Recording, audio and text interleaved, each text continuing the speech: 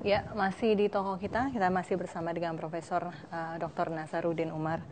Profesor, kita kembali bicara Islam dalam konteks kebangsaan ya, Prof ya. Seperti itu. Uh, kita tahu beberapa waktu yang lalu atau 1-2 tahun belakangan ini rasa kebangsaan kita itu terkoyak dengan ada beberapa peristiwa begitu, dan Bhinneka Tunggal Ika itu sempat juga terkoyak begitu dengan beberapa peristiwa begitu. Itu ada sangkut paut di sana, ada umat, ada juga peran ulama begitu. Bagaimana membuat disharmoni yang sempat terjadi dan yang masih menjadi luka ini bisa terobati dan bisa kembali menjadi harmonis lagi? Pertama, kita harus mengajak seluruh warga negara Indonesia bahwa kita ini adalah seperasaan sependeritaan, hidup di bawah penjajahan ratusan tahun ya kan. Jadi kalau kita mengingat masa lampau yang sangat kelam itu, apapun agamanya, sama-sama berdarah-darah memperjuangkan kemerdekaan ini. Dengan demikian sangat wajar kalau kita menganggap mereka itu bagian yang tak terpisahkan dengan kita. Yang kedua, ya Pancasila itu adalah melting pot. Apa itu melting pot? Ya, lembaga peleburan untuk mencairkan hubungan kita satu sama lain. Selama kita itu mempertahankan Pancasila, dan jangan pernah beranggapan bahwa Pancasila itu tidak sejalan dengan agama Islam. Yang salah kalau kita mengagamakan Pancasila. Tidak pernah ada niat pendiri bangsa ini untuk mengagamakan Pancasila. Pancasila just only like melting pot itu kan. Melting pot itu lembaga peleburan untuk menyatukan kita semuanya. Kita tidak menyembah Pancasila. Garuda yang tersimpan di simbol itu bukan menyembah Garuda, itu lambang pemersatu. Ya. Dan insya Allah dalam hadis dan ayat itu tidak melarang kita itu untuk menampilkan kearifan lokal kita kan. Al-adatu muhakkamah. Ya, adat istiadat kearifan lokal itu adalah bisa menjadi sumber hukum. Ya kan? Jadi banyak sekali hadisnya yang mengajak kita itu untuk menghargai dan menjunjung tinggi nilai-nilai adat itu. Bukankah Rasulullah mengatakan innama bu'ithu liutami makarimal akhlak. Aku diutus hanya untuk menyempurnakan akhlak.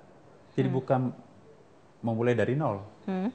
Itu costnya terlalu tinggi kalau kita memulai dari nol. Jadi Nabi tidak membuldozer seluruh nilai-nilai yang ada sebelumnya, tapi untuk melanjutkan yang baik.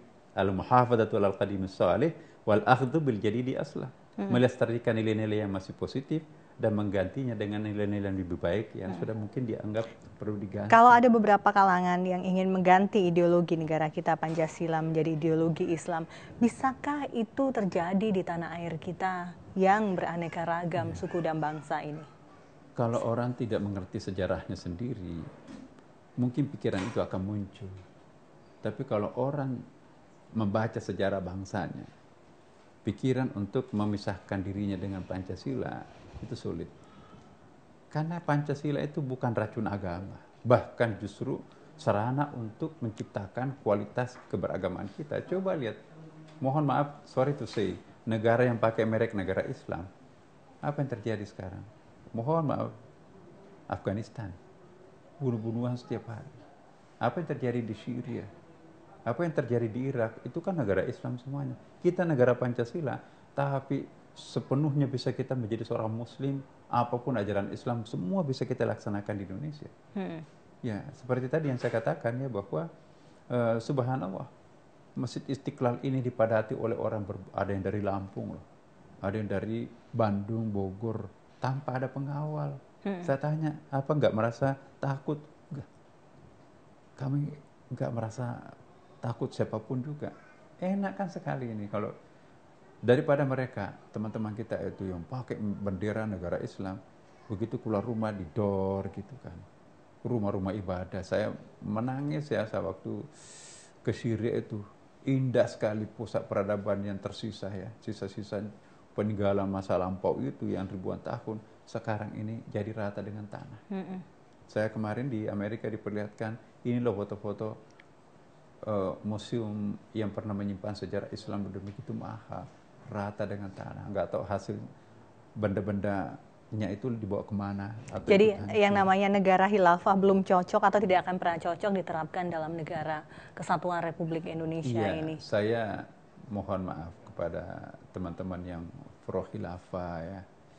saya ingin mengatakan ya bahwa negara khilafah belum tentu dan bukan jaminan untuk menghadirkan sesuatu yang lebih baik daripada apa yang ada sekarang ini. Jadi wa ma ba'dal haqqi illa dhalalah, jangan sampai tidak ada yang setelah kebenaran itu melainkan kesesatan. Bagi saya, ya, apa yang kita sudah capai dengan begitu baik itu jangan mempertaruhkannya dengan Sesuatu yang baru. Sesuatu yang belum pasti terjadi dan kaidah usul fikihnya pun juga itu kita langgar sebetulnya. Mari kita beranak tangga naik ke atas untuk sampai ke puncak tanpa harus mengalami distorsi, jatuh ke bawah lagi mulai dari nol. Terlalu banyak resikonya dan terlalu banyak korban dan terlalu banyak kosnya kalau kita selalu memulai dari awal. Mari kita melihat sejarah Indonesia itu sebagai sesuatu yang berkelanjutan. Nggak bisa kan satu periode, satu orde, satu masa akan menyempurnakan semuanya. Ya. Ketika faham itu muncul dan berkembang begitu pesat, begitu haruskah dimatikan? Karena banyak juga yang tidak sepakat ketika kemudian HTI dilarang, begitu. Iya, kalau saya sih termasuk orang yang berjiwa besar barangkali. Bagi saya, asumsi saya, mohon maaf mungkin saya salah. Bagi saya nggak ada orang lain di Indonesia ini. Termasuk teroris itu pun juga bagi saya itu orang Indonesia. Harus dianggap orang Indonesia. Tantangan kita bagaimana para teroris itu ya itu diajak, dirangkul, ayo sadar. Pancasila ini justru lebih banyak mendatangkan keuntungan untuk kita semuanya. Apa yang Anda perjuangkan coba hasilnya menyengsarakan orang.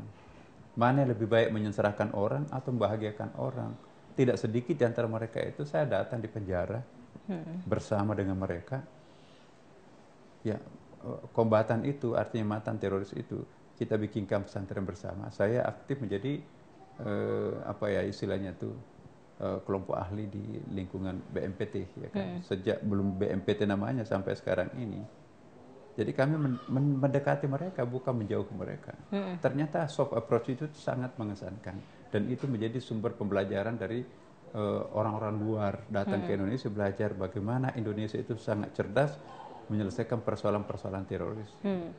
Jadi ternyata banyak cara yang bisa kita selesaikan dengan cara yang lebih baik. Ya. Tapi pada saat yang bersamaan kita juga jangan sampai kebakaran jenggot. Ya. Seolah-olah kalau ada orang yang berbeda dengan kita teroriskan. Menteroriskan orang yang bukan teroris sama bahayanya dengan teroris itu sendiri. Nah, itu kan menciptakan pemecah belahan di kalangan kita sendiri. Bagi saya yang paling bagus ini adalah mari kita ajak dengan penuh kesadaran sendiri ya. Mari menganggap bangsanya sendiri ini sebagai suatu kebanggaan tersendiri, anugerah Allah, anugerah langit yang harus dipertahankan. Ya kalau melihat pemerintahnya banyak bobroknya, tugas kita bersama untuk memperbaiki. Tapi kalau pemerintah juga banyak melihat masyarakatnya nakal-nakal sedikit, sebagai orang tua tentu harus mendidik anaknya. Sikap pemerintah harus membina. Dan menurut Prof sendiri sikap pemerintah saat ini membina atau menindak tegas? Dan sudah benar tidak? Tergantung sudut pandang mana kita melihatnya. Kalau pemerintah tentu melihat itu adalah bagian dari pendidikan. Tapi bagi orang melihatnya dari sudut lain mungkin itu terlalu keras. Jadi sama dengan cara kita mendidik anak ya kan. Ada anak kita itu yang perlu dididik sedikit dengan keras, ada belum waktunya untuk dididik dengan tergantung kondisi objektifnya personal anak itu sendiri. Nah, seorang pemerintah yang sehat, yang cerdas menurut saya, dosis pendekatannya pada setiap orang itu perlu dengan dosis yang berbeda. Ya, jangan menyamakan semuanya. Itu nanti akan bertentangan dengan pluralisme kita, pluralitas kita sendiri. Iya. Ada orang yang perlu dikasih nasihat, jangan dicambuk langsung gitu kan.